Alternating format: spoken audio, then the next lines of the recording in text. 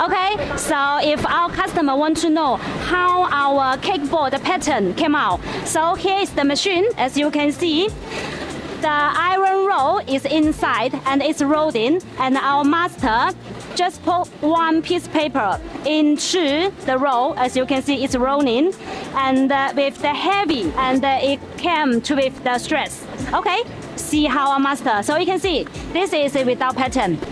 It's rolling. So put the paper into the rolling. Okay. So it came out, the paper with the pattern. So this is how our pattern paper came out.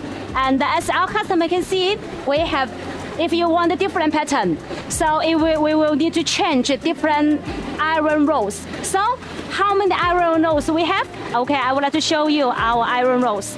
As you can see, it's very big and very, very heavy. So we need to store it in a very, like the dry place. As you can see, this is the very popular, the little rose pattern, and this is the lining pattern.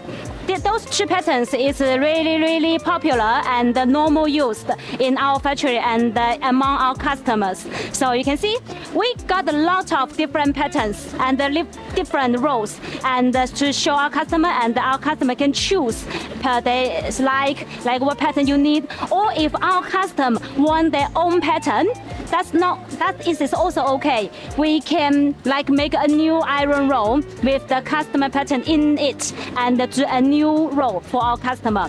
So I hope this process can let our customer understand how our pattern come out and what we will do. So I hope our customer can clear now.